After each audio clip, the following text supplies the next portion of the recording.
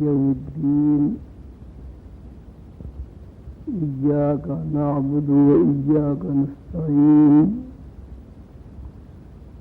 اهدنا الصراط المستقيم صراط الذين أنعمت عليهم غير المغضوب عليهم ولا الضالين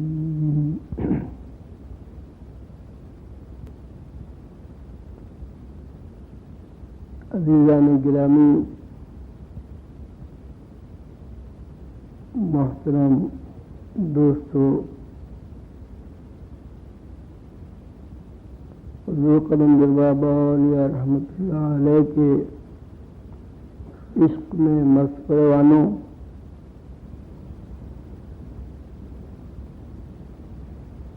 یہ سال بھر میں ایک ایسا موقع اللہ تعالیٰ کی طرف سے ہم سب کو فراہم ہو جاتا ہے کہ ہم سب اجتماعی طور پر قلندر بابا اولیاء رحمۃ اللہ علیہ کی طرز فکر سے آشنا ہوتے ہیں اور قلندر بابا اولیاء رحمۃ اللہ علیہ کی طرز فکر کو اپنانے اور اس طرز فکر سے کچھ حاصل کرنے کی سعادت حاصل کرتے ہیں۔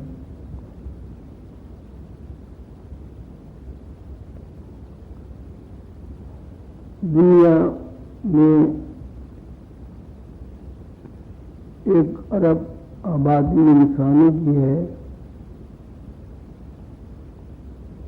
خربوں کی تعداد میں دوسری مخلوق آباد ہے۔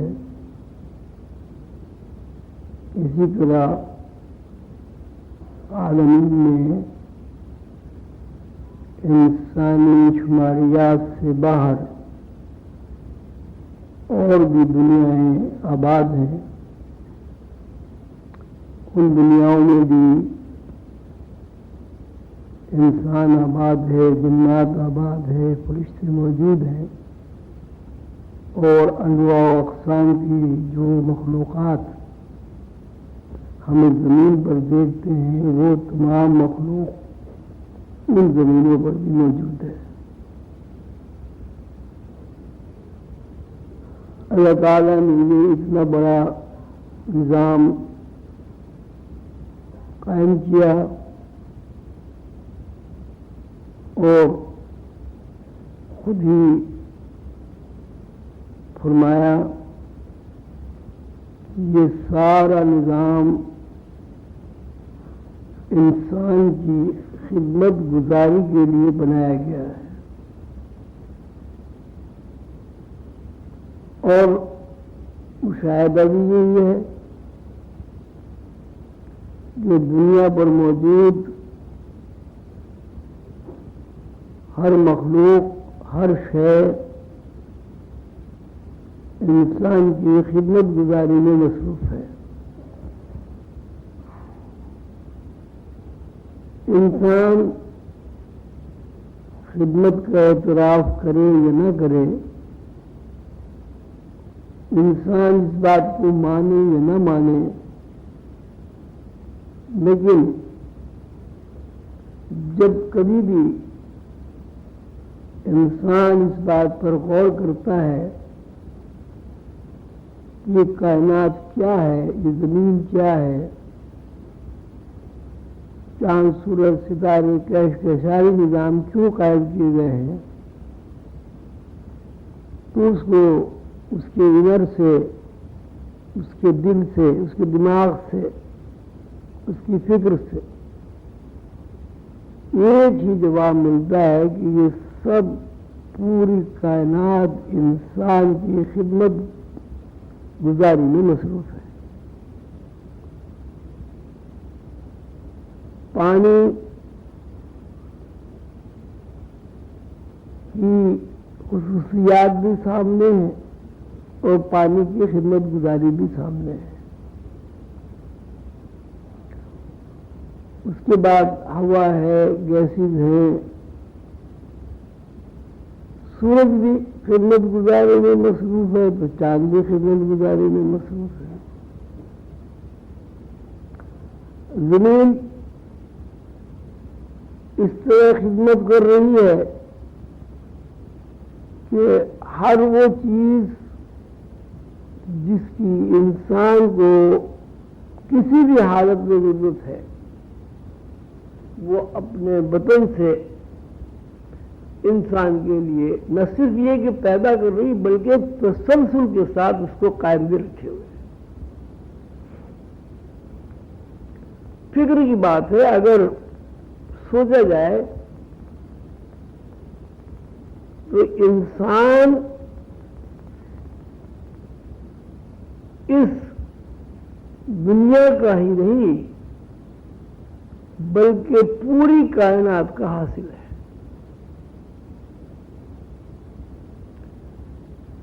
انسان جب اپنے بارے میں سوچتا ہے کہ میں زمین کے لیے کیا کرتا ہوں، میں چاند کے لیے کیا کرتا ہوں، میں سورج کے لیے کیا کرتا ہوں،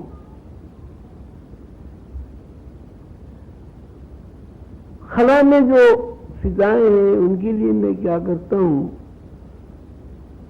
تو اس کو ایک ہی جواب ملتا ہے کہ میں کسی کے لیے کچھ نہیں کرتا اور تمام چیزیں میری خدمت میں مصروف ہے.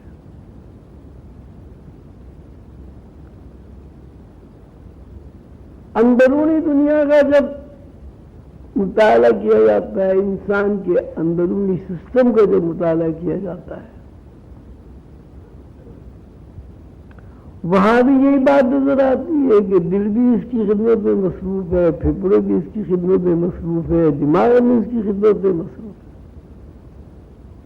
اور اس طرح مصروف ہے کہ اس کو اس بات کا علم ہی نہیں ہے کہ دل کی حرکت مسلسل کیوں قائم ہے، کس بنیاد پر قائم ہے.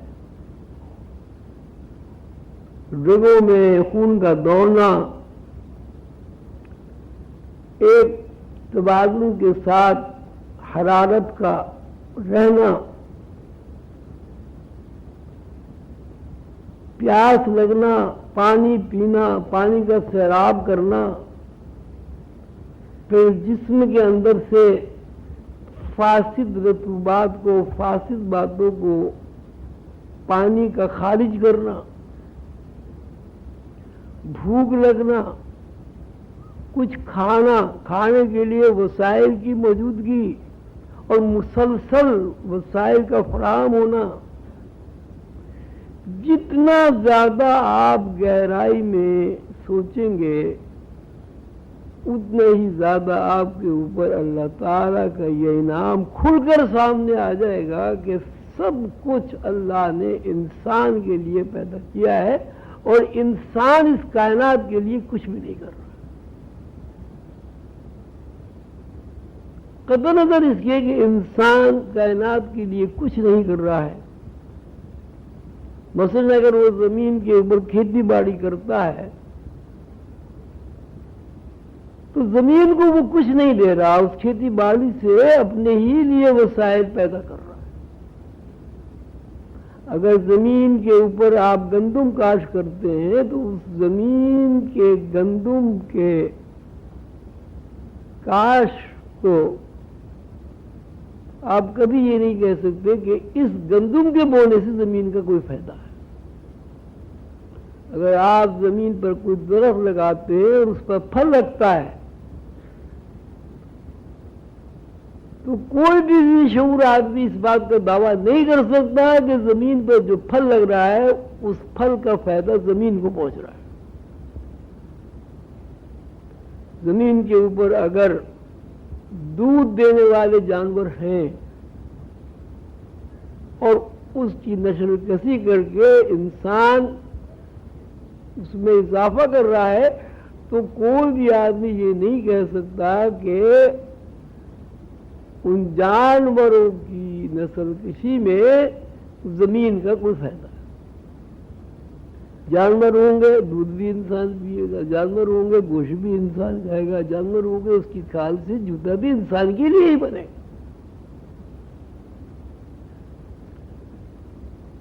پرندے آ جائیں، پرندوں کی بھی صورت یہ ہے کہ پرندے پیدا ہوتے ہیں، انسان ان کو نہ پرورش کرتا ہے نہ پالتا ہے، قدرتی طور پر پرندے پیدا ہوتے ہیں۔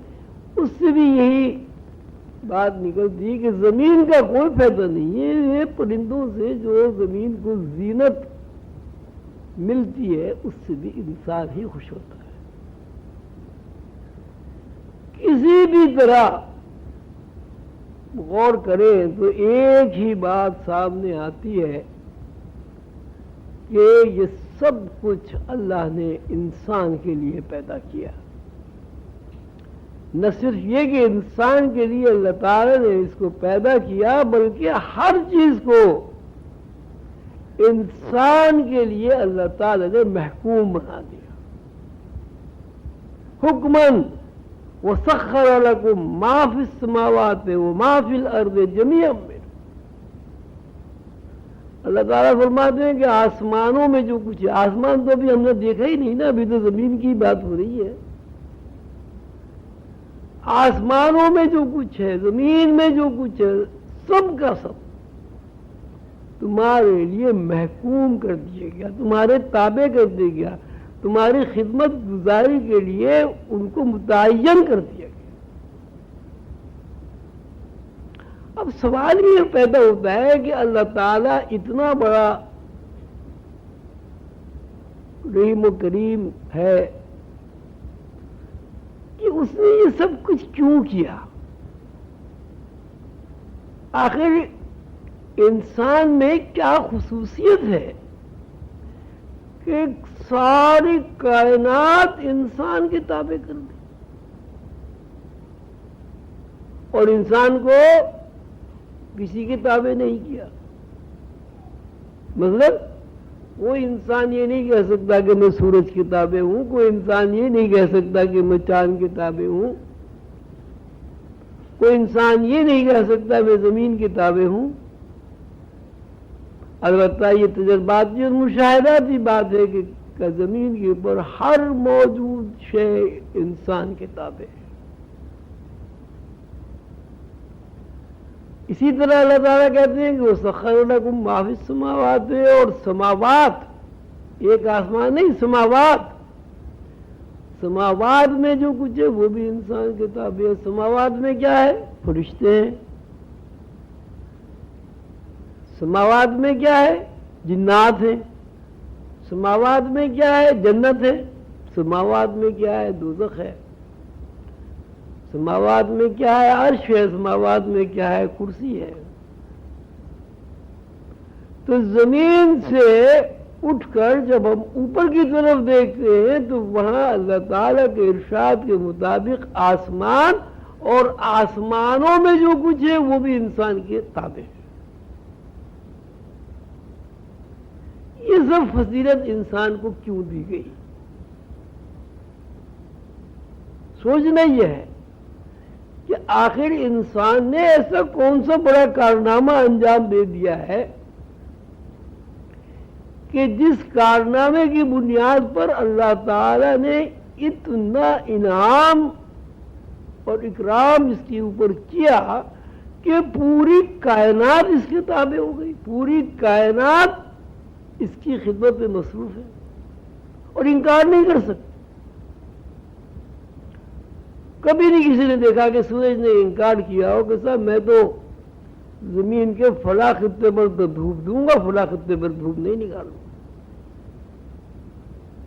کبھی ایسے نہیں ہوا کہ چاند نے یہ کہا ہو کہ صاحب میری چاندنی سے تو وہ لوگ مستفید ہو سکتے ہیں جو لوگ میری خدمت کریں، میری تعریف کریں۔ یہ ایک مخصوص کوئی گروہ ہے جو میری خدمات سے مستفید ہو سکتا ہے۔ پانی نے کبھی انکار نہیں کیا، ہوا نے کبھی انکار نہیں کیا۔ سب سے بڑی بات یہ کہ ہر انسان کے اندر جو زندگی دوڑ رہی ہے اس زندگی نے کبھی انکار نہیں کیا۔ یہ جو اتنا بڑا اللہ تعالی نے کرم کیا ہے انسان کے اوپر، اس کی کیا وجہ ہے؟ اور جب اتنا بڑا انعام و اکرام اللہ تعالیٰ نے انسان کے اوپر کیا ہے تو اللہ تعالیٰ انسان سے کیا چاہتے ہیں؟ ساری کائنات کو انسان کے لیے مسخر کر دیا، ساری کائنات کو انسان کی خدمت گزاری میں مصروف کر دیا، ساری کائنات کو انسان کے لیے پابند کر دیا، آخر اللہ تعالیٰ نے یہ سب کچھ جو کیا ہے اپنی رحمت سے، اپنے اکرام سے، اللہ تعالیٰ انسان سے کیا چاہتے ہیں؟ اور اگر اللہ تعالیٰ انسان سے کچھ چاہتے ہیں تو اس چاہنے کی بنیاد بھی انسان کے اندر ہے، وہ کیا ہے؟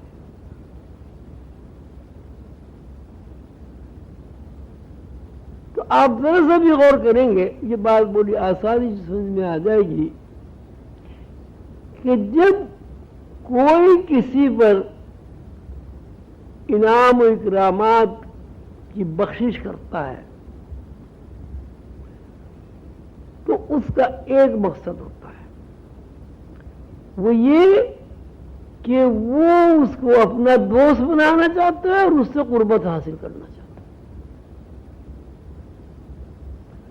مثلا آپ کسی صاحب کے ساتھ اچھا سلوک کرتے ہیں، اس کے ساتھ بیٹھتے ہیں، اس کی ضروریات کی کفالت کرتے ہیں، تو آپ سے کوئی پوچھے گا کہ بھئی یہ بندہ جس کی تم اتنی خدمت کر رہے ہو، ہر قسم کے اس کے ساتھ تعاون کر رہے ہو، کیوں کر رہے ہو؟ آپ یہ کہیں گے بھئی یہ مجھے اچھا لگتا ہے، مجھے اچھا لگتا ہے اس لیے میں اس کی خدمت کرتا ہوں۔ اور ظاہر ہے جب آپ کو اچھا لگتا ہے تو آپ یہ بھی چاہتے ہیں کہ وہ بندہ آپ سے قریب ہو، جب اچھا لگے گا تو قربت ہوگی نا۔ تو سیدھی سی بات ہے کہ اللہ تعالی انسان سے یہ چاہتے ہیں کہ انسان اللہ کا دوست بن کر رہے اور انسان کو اللہ تعالی کی قربت نصیب ہو۔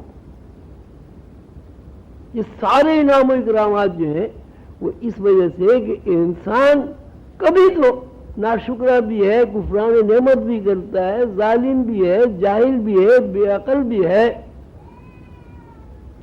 کبھی تو اس کا ذہن اس طرف جائے گا کہ اللہ اتنی بڑی ہستی کہ جس نے پوری کائنات کو میرے لیے خادم بنا دیا ہے، وہ اللہ کون ہے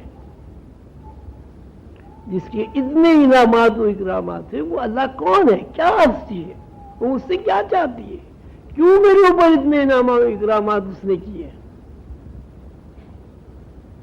جب وہ ہستی آپ کے ذہن میں آ جائے گی، پہلی بات تو یہ ہے کہ یہاں آدمی پیدا ہوتا ہے، 60 سال 70 سال 80 سال 90 سال تک زندہ رہتا ہے، پانی بھی پیتا ہے، سورج اور چاند سے بھی فائدہ اٹھاتا ہے،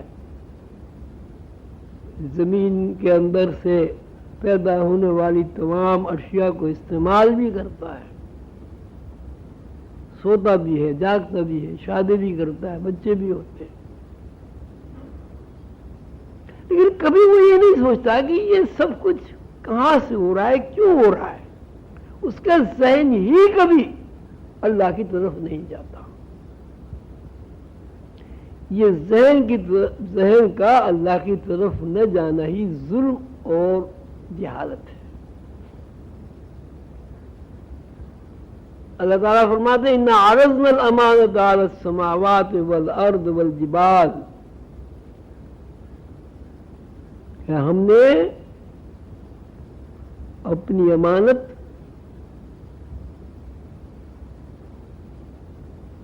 سماوات کو پیش کی، زمین کو پیش کی،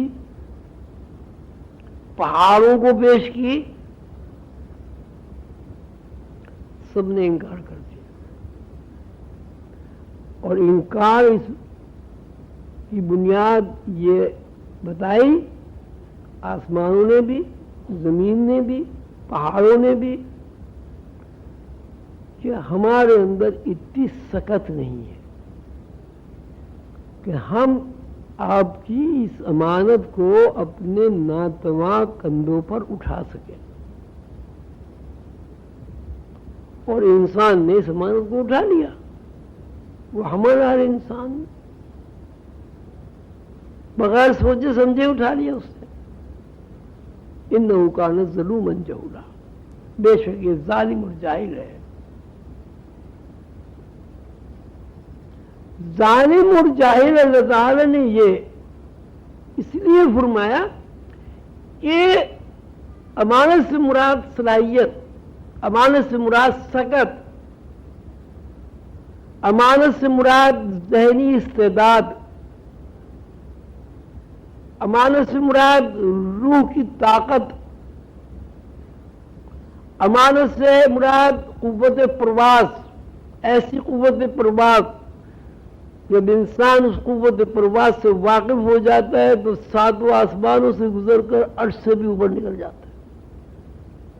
وہ صلاحیت اس نے بغیر سوچے سمجھے قبول کر لی۔ اب وہ بغیر سوچے سمجھے صلاحیت تو قبول کر لی، لیکن کبھی اس طرف سوچتا نہیں، یعنی امین ہے اللہ تعالیٰ کا، کائنات میں واحد مخلوق ہے اللہ تعالیٰ کی جو اللہ تعالیٰ کی امین ہے، خالق کائنات کی امین ہے، اور اس امین مخلوق کی حالت یہ ہے کہ وہ دنیا کے کیچڑ میں تو لت پت ہو سکتا ہے، لیکن کبھی اس کا ذہن اس امانت کی طرف کبھی نہیں جاتا۔ عارضی زندگی پر مست ہے، پیسہ، دولت، سونا چاندی، بچے، بیوی، سب کچھ اسی کو وہ اپنی زندگی سمجھ رہا ہے، جبکہ اس کی زندگی کی اصل جو ہے وہ امانت ہے جو اللہ تعالی نے انسان کو عطا کی، اور کائنات میں کسی دوسری مخلوق کو یہ صلاحیت حاصل ہی نہیں ہے۔ وہ مخلوق جنات ہوں، وہ مخلوق فرشتے ہوں، وہ مخلوق عالمین میں جو دنیا ہے ان میں سے کوئی بھی مخلوق ہو، وہاں بھی دوسری دنیا میں بھی اس کا امین انسان ہی ہے، دوسری دنیا میں بھی امین انسان کے علاوہ کوئی نہیں۔ یہ اللہ تعالیٰ کے جو انعامات انسان کے اوپر ہیں، یہ اس لیے ہے کہ انسان ان نعمتوں کو جو انعامات اس سے حاصل ہیں انہیں یاد کرے، اور ان نعمتوں کے حصول کے بعد اللہ تعالیٰ کا شکر ادا کرے۔ جب شکر کرے گا اللہ تعالیٰ کی طرف ذہن خود بخود منتقل ہوگا، جب اللہ تعالیٰ کی طرف ذہن منتقل ہوگا اندر تجسس پیدا ہوگا، تلاش پیدا ہوگی کون ہے وہ ذات جس نے میرے اوپر زمین اور آسمانوں کے خزانے کھول دیے، اور مجھ سے وہ کیا چاہتی ہے، اور میں اس کی کیا خدمت کر سکتا ہوں۔ کھاتے اللہ میاں نہیں ہے، پہنتے اللہ میاں نہیں ہے، گھر کی اللہ میاں کو ضرورت نہیں ہے، شادی وہ نہیں کرتے، باپ وہ کسی کے نہیں، بیٹے وہ کسی کے نہیں، خاندان ان کا کوئی، پھر آخر وہ کیا چاہتے ہیں؟ صرف ایک بات چاہتے ہیں، اللہ تعالی انسان کو اپنا دوست بنانا چاہتے ہیں، اور اس دوستی کی تلاش میں اللہ تعالی نے انہی انسانوں میں 1,24,000 پیغمبر اپنے دوست بنا کر اس دنیا میں بھیجے، تاکہ کوئی بھی فرد واحد یہ نہ کہہ سکے کہ انسان کے اندر تو صلاحیت ہی نہیں ہے کہ وہ اللہ کا دوست بن سکے۔ انسان کے اندر اگر صلاحیت نہ ہوتی تو انسانی برادری میں 1,24,000 پیغمبر پیدا نہ ہوتے۔ انسان کے اندر اللہ تعالیٰ سے دوستی کرنے کی صلاحیت نہ ہوتی تو آدم کی اولاد میں اللہ تعالیٰ اپنا محبوب محمد رسول اللہ صلی اللہ علیہ وسلم کو نہ بناتے. جنات میں بھی بنا سکتے تھے، فرشتوں میں بھی بنا سکتے تھے. اپنے محبوب کو اتنی قربت عطا کی کہ جو کسی بھی مخلوق کو اللہ تعالیٰ نے قربت عطا نہیں کی. بات سیدھی سی ہے کہ آدم کے اندر اللہ تعالیٰ نے یہ صلاحیت ودیت کر دی ہے کہ وہ اللہ تعالیٰ کی دوستی کا دم بھر سکتا ہے، اللہ تعالیٰ کا دوست بن سکتا ہے، اور اس دوستی کی بنیاد پر اللہ تعالیٰ کے قریب رہ کر، اللہ تعالیٰ کو دیکھ کر، اللہ تعالیٰ کی باتیں سن کر اللہ تعالیٰ کا مزاج آشنا ہو سکتا ہے. انسان کی فضیلت، انسان کا شرف اس بنیاد پر نہیں ہے کہ انسان کے اندر تھوڑی سی عقل زیادہ ہے. کتنی بھی عقل زیادہ ہو، کتنی عقل زیادہ ہوگی اس زمین کے اوپر، انسان کا شرف عقل کی بنیاد پر نہیں. انسان کا شرف یہ کہ انسان کے اندر ایسی صلاحیت موجود ہے کہ جب وہ صلاحیت بیدار و متحرک ہو جاتی ہے تو انسان زمین آسمانوں کے کناروں سے باہر نکل کر اللہ تعالیٰ کے حضور، اللہ تعالیٰ کو سامنے دیکھ کر اللہ تعالیٰ کے قدموں پر اپنا سر رکھ دیتا ہے. اس صلاحیت اللہ تعالیٰ نے انسان ہی ہوا عطا کی. اب یہ صلاحیت تو موجود ہے، لیکن اس صلاحیت کو انسان نے زنگ لگا دیا ہے. اللہ تعالیٰ فرماتے ہیں کہ میں نے انسان کو جب تخلیق کیا تو پہلے اس کا پتلا بنایا، اور وہ پتلا ایسا پتلا بنایا کہ اس کے اندر خلا تھا. خلا میں نے اپنا نور ڈال دیا. کیوں نور ڈال دیا؟ اس لیے نور ڈال دیا کہ اگر انسان کے اندر نور نہ ہو، اور اللہ تعالیٰ نور ہے، تو انسان کے اندر اگر نور نہ ہو تو چونکہ نور کو پہچان سکتا ہے، اللہ تعالیٰ کو انسان نہیں پہچان سکتا تھا اگر انسان کے اندر اللہ تعالیٰ اپنا نور نہ انڈیل دیتے. وَنَفَخْتُ فِيهِ مِن رُوحِي، ایک پتلا ہے، ایک خلا ہے، میں نے اس کے اندر اپنی روح ڈال دی. روح کو نور کے علاوہ دوسرا نام نہیں دیا جا سکتا. ہر انسان کے اندر ایک نور ہے، اور وہ نور اس لیے ہے کہ نور کو پہچان سکتا ہے، نور سے قریب ہو سکتا ہے. لیکن انسان نے کیا کیا کہ اس خلا میں جہاں نور ہے، اپنی محدود طرز فکر سے، بہت چھوٹی سی طرز فکر سے، دنیا کی محبت سے، حرص سے، لالچ سے، سونے چاندی کے سکوں کے عشق سے، اس نور کے اوپر ایک غلاف ڈال دیا، ایک پردہ ڈال دیا. یعنی جس انسان کے اندر اللہ تعالیٰ نے، جس انسان کے خلا میں اللہ تعالیٰ نے روشنیاں بھر دی تھی، نور بھر دیا تھا، انسان نے اپنے ارادے سے اور اختیار سے اس نور کے اوپر گہرے اندھیرے کی چادر ڈال دی،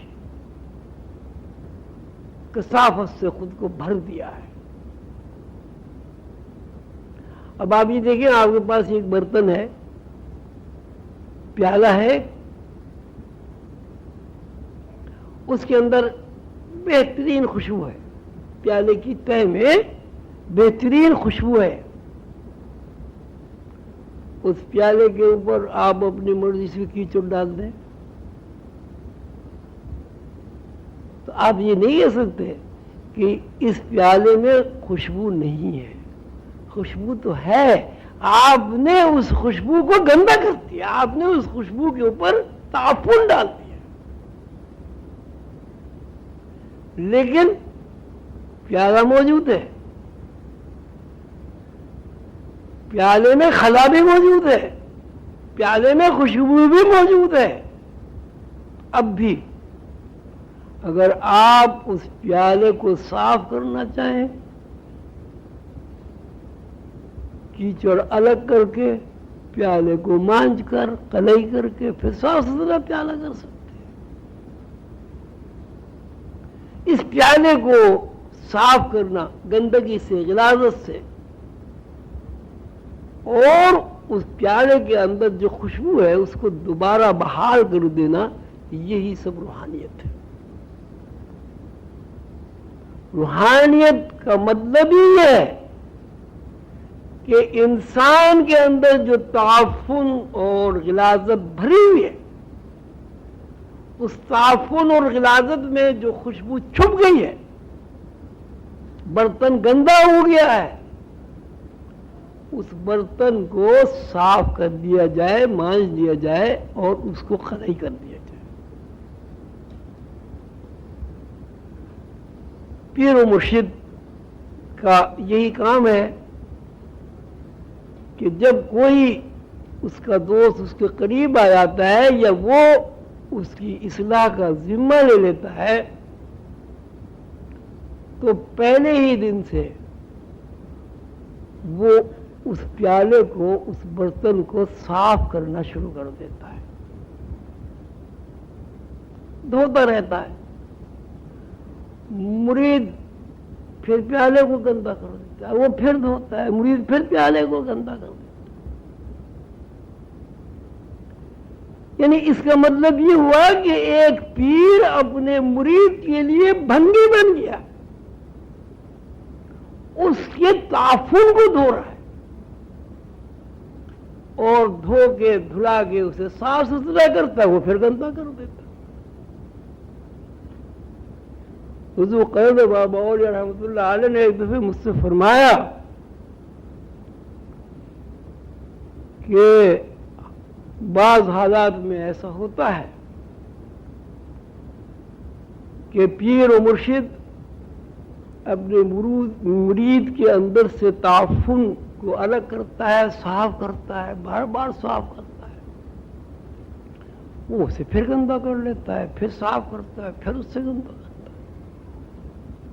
تو ایسا بھی ہوتا ہے کہ ساری زندگی وہ ایک آدمی کی صفائی پر لگا رہتا ہے اور آخر میں وہ پھر خود کو گندا کر لیتا ہے اور پیر و مرشد محروم اس دنیا سے چلا جاتا ہے. اب اس کا مطلب بہت واضح ہے. مثلا آپ کسی سلسلے میں داخل ہو گئے، آپ کا کوئی استاد ہے،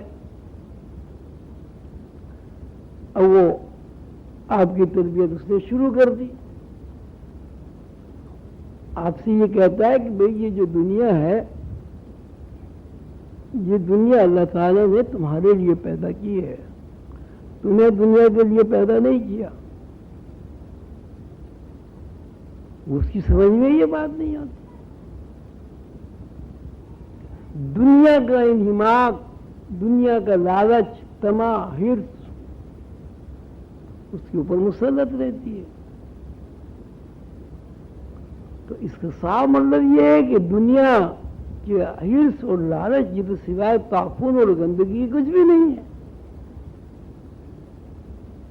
ہمارے ایک دوست ہیں، بڑے قریبی دوست، بڑے عقیدت مند، بڑے اچھے. تو میں نے حضور قیمر بابا اولیاء رحمۃ اللہ علیہ سے پوچھا کہ صاحب یہ ان کی ترقی کیوں نہیں ہوتی؟ لاکھوں کی کروڑوں کی تعداد میں درود شریف پڑھ لیا، لاکھوں کی کروڑوں کی تعداد میں یا حی و یا قیوم کا ورد کر لیا، نوافل پڑھتے ہیں، 7 وقت کی نمازیں پڑھتے ہیں، پیر و مرشد کی سے عقیدت کا یہ حال ہے کہ پیر و مرشد کی شان میں بیٹھنا بھی گستاخی سمجھتے ہیں، ہاتھ باندھے کھڑے رہتے ہیں، آخر ترقی کیوں نہیں ہوتی؟ تو میں نے فرمایا کہ یہ بندہ بہت اچھا ہے لیکن اس کے دل میں اولاد کی محبت بھر گئی ہے۔ تو میں کہا حضور اولاد کی محبت تو ایک فطری عمل ہے، قدرت کی عمل ہے۔ کہیں گے اولاد کی محبت بلا شبہ فطری عمل ہے، لیکن اولاد کی محبت میں اگر خدائی محبت غالب آ جائے تو اولاد یہ فتنہ بن جاتی ہے۔ اور اولاد کی محبت اس لیے ہے کہ اللہ تعالی نے مجھے اولاد دی ہے، مجھے یہ کھلونا دیا ہے، میری خوشی کا سامان ہے، تو یہی اولاد اللہ کی نعمت بن جاتی ہے۔ ابھی میرے پاس ایک صاحب آئے تھے پچھلے دن، رو رہے تھے بہت زور زور سے کہ صاحب میرا بیٹا ہے، اس نے میرے 3 کروڑ روپے غصب کر لیے۔ تو میں نے بھائی 3 کروڑ روپے تمہارے اگر اس نے غصب کر لیے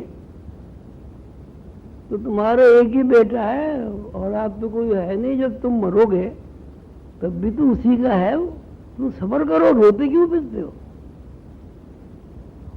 وہ کہنے لگے جی ضمیر صاحب میں صبر تو کر رہا ہوں، میں صبر کر ہی لیا، مجھے وہ تھوڑے ملیں گے، لیکن اب تو صورت حال یہ ہے اس نے میرے 3 کروڑ روپے پہ بھی قبضہ کر لیا۔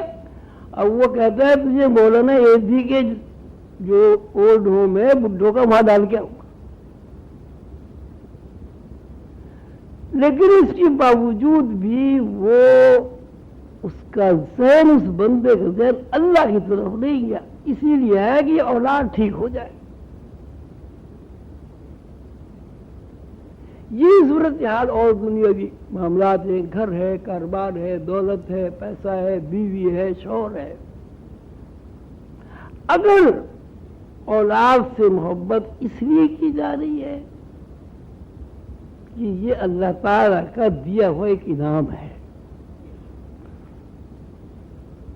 اگر شوہر سے اس لیے محبت کی جا رہی ہے کہ اللہ تعالیٰ نے مجھے رفیق سفر عطا کیا ہے، اگر بیوی سے اس لیے تعلق خاطر قائم ہے کہ اللہ تعالیٰ نے، میں اکیلا تھا، مجھے ایک ایسا بندہ دے دیا ہے جو میرا ہمراز و دمساز ہے۔ مقصد یہ ہے کہ اللہ کی نعمت میں اگر اللہ کو آپ نے شامل کر دیا، یعنی دینے والے کو شامل کر لیا یا دینے والی ہستی کا اعتراف کر لیا، تو وہ ساری چیزیں آپ کے لیے نعمت ہے، اور اگر اللہ بیچ میں نہیں ہے تو وہ ساری چیزیں آپ کے لیے عذاب ہے، اور عذاب بن کر آپ کے اوپر مسلط رہیں گی، آپ کو بے چین کریں گی، اور آپ کو کبھی زندگی میں سکھ اور چین کا سانس نہیں آئے گا۔ اس لیے کہ آپ نے اس ہستی سے بغاوت کر دی جس ہستی نے آپ کو خوش ہونے کے لیے بچے دیے، اس لیے کہ آپ نے اس ہستی سے بغاوت کر دی جس ہستی نے آپ کو رفیق سفر عطا کیا۔ بیوی شوہر سے ڈرتی ہے، شوہر بیوی سے ڈرتا ہے، اولاد ماں باپ سے ڈرتی ہے، ماں باپ اولاد سے ڈرتے ہیں، لیکن کبھی انہوں نے یہ نہیں سوچا کہ قبر میں نہ بیوی ساتھ جاتی ہے، قبر میں نہ شوہر ساتھ جاتا ہے، قبر میں نہ اولاد ساتھ جاتی ہے۔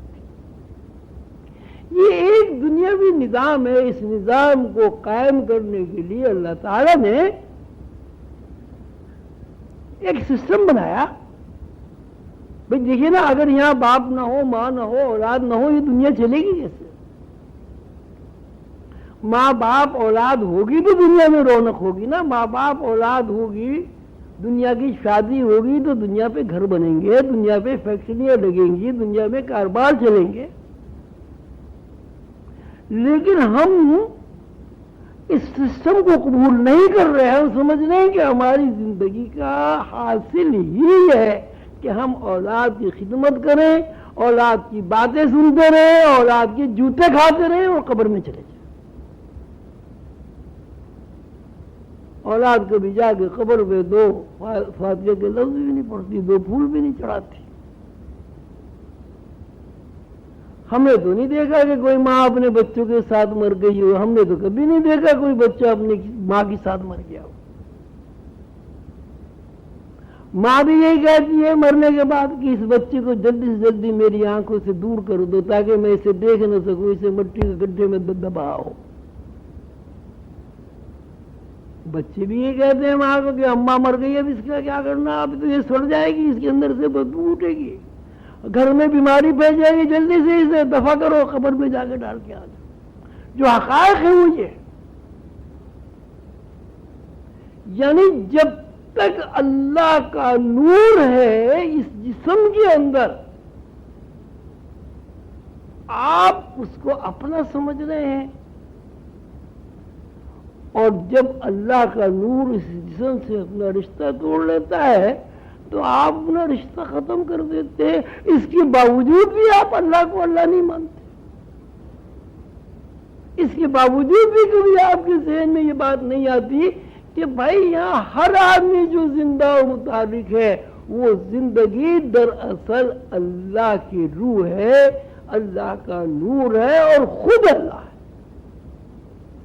کوئی انسان زندہ نہیں رہتا اگر اس کے اندر اللہ کا روح نہ ہو، یعنی اللہ خود موجود نہ ہو۔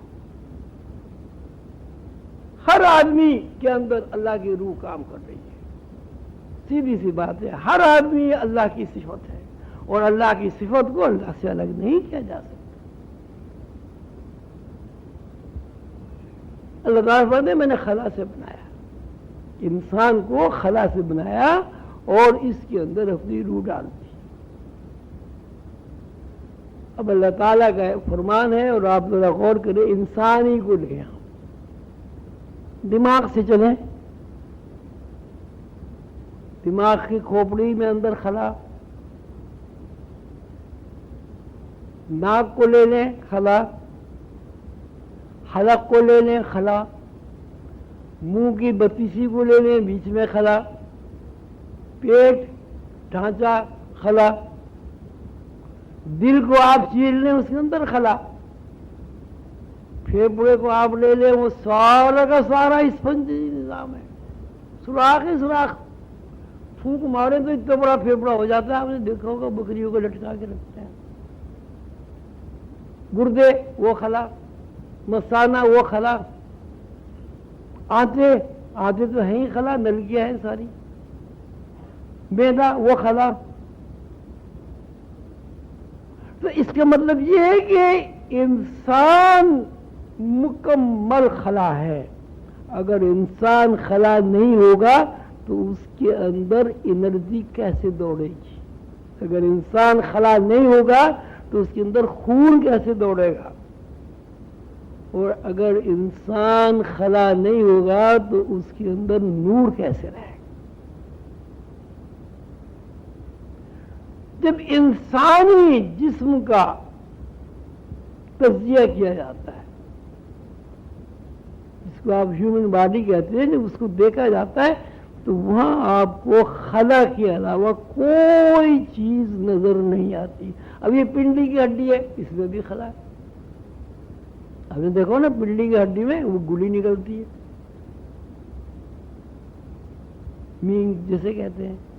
اچھا جس ہڈی میں مینگ نہیں ہے، گلی نہیں ہے، اس کو آپ دیکھیں اس کے اندر سوراخ سوراخ سوراخ سوراخ، پسلیاں آپ نے دیکھی ہوگی، وہ بھی خلا۔ آنکھ اندر خلا، کوئی چیز آپ ایسی نہیں نکال سکتے انسان کے عضو میں جو خلا نہ ہو۔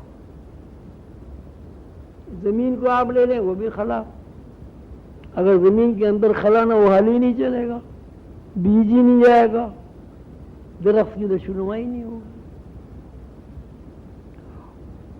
صورتحال جو سمجھنے کی وہ یہ ہے کہ اس خلا کو کون چلا رہا ہے، یہ خلا کیوں متحرک ہے۔ سیدھی سی بات یہ ہے کہ بھائی اس خلا کے اندر روح گھسی ہوئی ہے،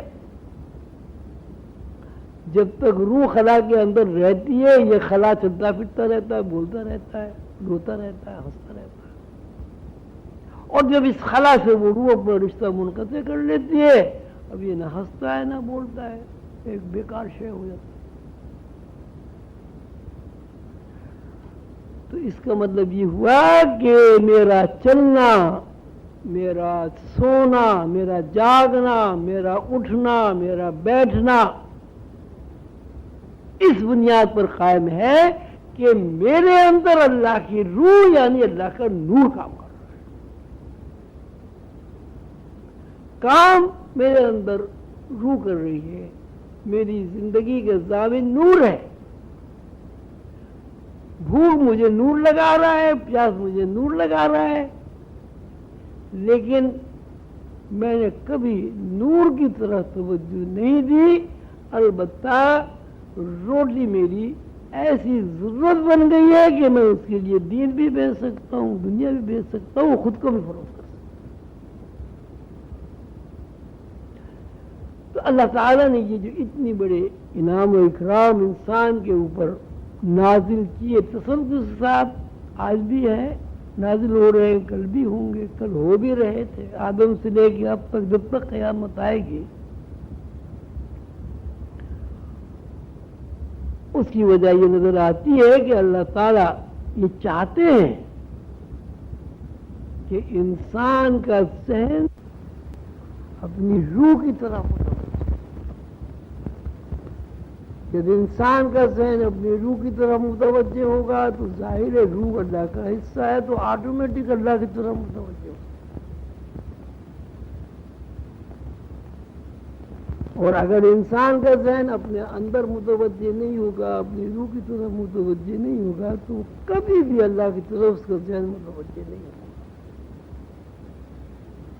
اللہ تعالیٰ نے خود فرمایا، حدیث قدسی ہے کہ میں چھپا ہوا خزانہ تھا، میں نے محبت کے ساتھ مخلوق کو اس لیے پیدا کیا تاکہ مخلوق مجھے پہچانے، تاکہ مخلوق مجھ سے رابطہ قائم کرے، تاکہ مخلوق مجھ سے قریب ہو جائے اور اس کو میری دوستی کا شرف حاصل ہو۔ اب صورتحال یہ ہے کہ ساری دنیا میں ایک اضطراب ہے، بے چینی ہے، پریشانی ہے، ہر گھر میں آپ دیکھیں گے مصیبت آئی ہوئی ہے، ہر شخص کسی نہ کسی مسئلے سے دوچار ہے۔ اس مسئلے کو حل کرنے کے لیے تو اللہ کی طرف متوجہ ہوتا ہے وہ، لیکن خلوص نیت سے کبھی اللہ کی طرف متوجہ نہیں۔ یعنی آیت الکرسی میں اس لیے تو پڑھتا ہے کہ مجھے نوکری مل جائے، آیت الکرسی اس لیے تو پڑھتا ہے کہ میرا قرض اتر جائے، آیت کریمہ کا ختم اس لیے تو وہ کرتا ہے کہ میرے بچے کے اوپر جو مقدمہ ہے اس سے وہ آزاد ہو جائے۔ لیکن کبھی وہ آیت الکرسی اس لیے نہیں پڑھتا کہ آیت الکرسی میں اللہ تعالی نے اپنا تعارف کرایا ہے، اللہ لا الہ الا هو الحی القیوم لا تاخذہ سنۃ ولا نوم۔ اللہ ایک ایسا زندہ، ایسا قائم اللہ ہے، اللہ کی ایسی ذات ہے جو قائم بھی ہے، جو زندہ بھی ہے، جو زندہ رکھتی بھی ہے، اور اپنے مخلوق کی خدمت میں اس طرح مصروف ہے، لا تأخذہ سنۃ ولا نوم، نہ وہ اس کو اونگ آتی ہے نہ اسے نیند آتی ہے، وہ ہر وقت ہر آن ہر لمحہ اپنی مخلوق کی خدمت میں مصروف ہے، سوتا بھی نہیں ہے، انتا یہ اونگتا بھی نہیں۔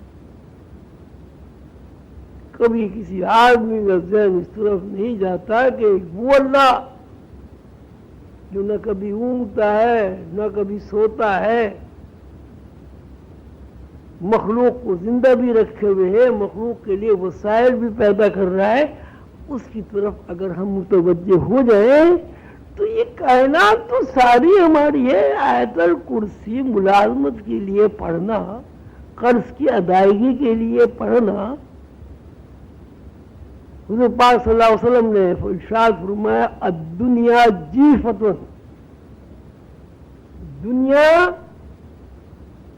کیا ہے؟ دنیا فضلہ ہے، پخانہ ہے، گندگی ہے، تعفن ہے. الدنیا جیفۃ. ذرا آپ غور تو کریں کہ جب کوئی آدمی آیت الکرسی کا سہارا لیتا ہے دنیا کے حصول کے لیے، وہ کر کیا رہا ہے؟ یعنی تعفن کو، گندگی کو، پخانے کو، فضلے کو حاصل کرنے کے لیے آیت الکرسی پڑھ رہا ہے. کیا ایسے انسان خوش ہوگا؟ کیا ایسے انسان کو کبھی سکون مل سکتا ہے کہ جو اللہ کا نام لے کر گندگی طلب کرے، جو اللہ کا نام لے کر تعفن حاصل کرے، جو اللہ کا نام لے کر اللہ سے دوری کو دعوت دے؟ ہر شخص یہ کہتا ہے دنیا بے سکون ہے، بڑی پریشانی ہے، دنیا بے سکون ہے، بڑی پریشانی ہے. پریشانی کی بنیاد اس کے علاوہ کچھ نہیں ہے کہ انسان نے وسائل کو اہمیت دے دی ہے، وسائل کی قیمت لگا دی ہے، وسائل کا غلام بن گیا ہے، اور جس نے وسائل پیدا کیے اس کی طرف کبھی وہ توجہ نہیں کرتا. آپ کے ایک بادشاہ سے دوستی ہے، آپ اس کے دسترخوان کی تو تعریف کریں اور بادشاہ کی تعریف نہ کریں، کیا اس کو عقل مندی کہا جا سکتا ہے؟ بادشاہ کی دوستی کا تو مطلب ہی ہے کہ جتنی بھی دنیاوی نعمتیں ہیں وہ آٹومیٹک آپ کو حاصل ہوں گی اس بنیاد پر کہ آپ بادشاہ کے دوست ہیں. اگر آپ بادشاہ کے دوست ہیں، بادشاہ کے جتنے بھی درباری ہیں وہ پابند ہے اس بات کے لیے کہ آپ کی خدمت کریں، وہ پابند ہے اس بات کے لیے کہ آپ کی تمام ضروریات کی کفالت کریں، وہ پابند ہے اس بات کے لیے کہ آپ کے ذہن میں کوئی بات آئے تو وہ فوراً پوری ہو جائے. اور اگر آپ بادشاہ کے دربار میں جا کر بادشاہ کو نظر انداز کر دیں، وہ درباری آپ کی طرف کبھی توجہ نہیں دیں گے. یہی صورتحال اللہ تعالیٰ کی. اللہ تعالیٰ کائنات کا سب سے بڑا بادشاہ ہے. جب اللہ تعالیٰ کی چاہنے کے مطابق، جب اللہ تعالیٰ کے منشا اور مرضی کے مطابق کوئی بندہ اللہ کا دوست بن جاتا ہے تو اللہ کے درباری اس کی خدمت کے لیے سب بستہ کھڑے ہو جاتے ہیں. وہ اللہ کے درباری کون ہیں؟ وہ اللہ کے درباری فرشتے ہیں. آپ یہ دیکھیں آپ کیا سودا کیا کر رہے ہیں. اللہ سے دوری کے بعد آپ ان تمام چیزوں سے محروم ہو رہے ہیں جو چیزیں خود اللہ تعالی نے آپ کے لیے مسخر کر دی ہیں، آپ کے تابع کر دی. اللہ تعالیٰ خود فرماتے ہیں کہ جب کوئی بندہ میرا دوست بن جاتا ہے تو اس کے اوپر سے غم اور خوف ختم ہو جاتا ہے. اب اس زندگی میں اگر آپ سوچیں کہ مصیبت کیا ہے، پریشانی کیا ہے، اس کو آپ دو لفظوں میں بیان کر سکتے ہیں کہ مصیبت اور پریشانی کا مطلب غم اور خوف. بھئی غم اور خوف سے ہی تو پریشانی ہوتی ہے، غم اور خوف سے ہی تو مصیبتیں آتی ہیں. کوئی چیز چھن جائے گی، کوئی چیز نہیں ملے گی، جہاں جائیں گے تو مر جائیں گے، یا خوف ہو گئے، غم ہو گئے. یعنی پریشانی کی اگر آپ تعریف بیان کریں قرآن کی نقطۂ نظر سے تو یہی کہا جائے گا پریشانی کا مطلب یہ ہے کہ اگر کسی بندے کے اندر غم اور خوف ہے تو وہ پریشان ہے، وہ بے سکون ہے، وہ مصیبت زدہ ہے، وہ مسائل میں گھرا ہوا ہے. وہ بے چین ہے، بے قرار ہے، نیند بھی نہیں آتی، بلڈ پریشر. آپ بھی دیکھیں اگر کوئی آدمی پرسکون ہو، خوش ہو، اسے کبھی ہائی بلڈ پریشر ہوتا ہے؟ کوئی آدمی پرسکون ہو، خوش ہو، کبھی پاگل ہوتا ہے؟ کوئی آدمی خوش ہو، سکون ہو، اس کی زندگی بہت اچھی گزر رہی ہو، کبھی وہ روتا ہے؟ اس کا مطلب یہ ہوا کہ غم اور خوف جہاں ہوگا وہاں بے سکونی ہوگی. اور جب تک بندہ اللہ کا دوست نہیں بنے گا غم اور خوف میں مبتلا رہے. اس لیے اللہ تعالیٰ نے یہ شرط لگا دی ہے کہ غم اور خوف سے وہی لوگ آزاد ہوتے ہیں جو اللہ کے دوست بن جاتے ہیں. کہ روح اللہ کے دوست نہیں ہے تو اس کا مطلب یہ ہوا کہ ہر انسان باطنی وجود میں اللہ کا دوست ہے اور ظاہری وجود میں وہ اس دوستی کو ختم کر کے اللہ سے دشمنی مول لے رہا ہے. دوستی کہیں ڈھونڈنی نہیں پڑتی، کوئی آپ کو سفر نہیں کرنا پڑتا، کئی میلوں پہاڑی پر نہیں چڑھنا پڑتا، وہ تو آپ کے اندر ہے. اور وہ اللہ کا ایسا دوست ہے کہ جب تک وہ اللہ کا دوست یعنی آپ کی روح آپ کے اندر موجود رہتی ہے آپ چلتے پھرتے ہیں، اور جب وہ دوست اللہ کا آپ کے اس ظاہرہ وجود سے اپنا رشتہ توڑ لیتا ہے ظاہرہ وجود ختم ہو جاتا ہے، سب ختم، ہوس بھی ختم، بیوی بھی ختم، بچے بھی ختم، دولت بھی ختم، گھر بھی ختم، کاروبار بھی ختم، سب ختم. تو روحانیت یہ بتاتی ہے ہمیں کہ ہر آدمی اپنے باطنی وجود میں اللہ کا دوست ہے اور ہر آدمی اپنی ظاہرہ وجود سے اللہ کی دشمنی مول لے رہا ہے. جبکہ ظاہرہ وجود کی کوئی حیثیت نہیں ہے. حیثیت اگر ہے تو باطنی وجود کی ہے، اس لیے کہ ظاہرہ وجود تابع ہے باطنی وجود کی. اگر باطنی وجود ہے تو ظاہرہ وجود ہے، اگر باطنی وجود نہیں ہے تو ظاہرہ وجود نہیں ہے. آپ یہ نہیں کہہ سکتے کہ اگر ظاہرہ وجود ہے تو باطنی وجود ہے، یہ تجربے کے خلاف بات ہے. اس لیے کہ جب باطنی وجود ظاہرہ وجود سے اپنا رشتہ توڑ لیتا ہے تو سب کے سامنے کچھ بھی نہیں رہتا. خود القلندر بابا اولیاء رحمۃ اللہ علیہ کی جو تعلیمات ہیں، جو طرز فکر ہے، جس طرح انہوں نے سائنٹیفک طریقے پر، لاجک کی بنیاد پر روحانیت سے نوع انسانی کو آشنا کیا ہے، اس کا مختصر مگر جامع لب لباب یہ ہے کہ ہر انسان باطن میں اللہ کا دوست ہے، کیونکہ اس نے خود اپنے باطن سے نظریں چرا لیے، اس لیے وہ اللہ کا دشمن بن گیا اور بے سکون ہے. اگر میں جو فی الواقع میں ہوں، میں فی الواقع میں کیا ہوں؟ باطنی وجود ہوں. اگر میرے اندر باطنی وجود نہیں ہے تو میں ہوں ہی نہیں، بول ہی نہیں سکتا. کیسا ظلم ہے، کیسا ستم ہے، کیسا المیہ ہے، کس قسم کی یہ ناشکری اور کفران نعمت ہے کہ ہر آدمی کے اندر سکون کی نہریں بہہ رہی ہیں اور وہ کبھی اس سکون کی نہروں کی طرف دیکھتا ہی نہیں. جب بھی دیکھتا ہے بھاری دیکھتا ہے، جب بھی دیکھتا ہے پریشانی کی طرف دیکھتا ہے، جب بھی دعوت دیتا ہے بے سکونی کو دیکھتا ہے. ایک تو یہ کہ ہر انسان کے دو رخ ہیں.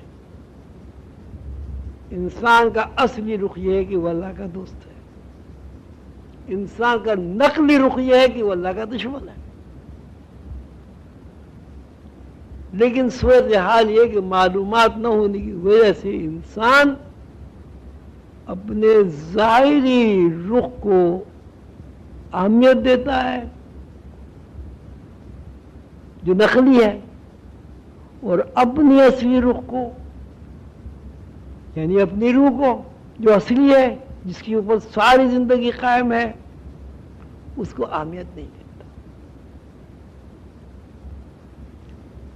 بندر بابا اولیاء رحمۃ اللہ علیہ کی تعلیمات میں مراقبے کو بڑی اہمیت حاصل ہے۔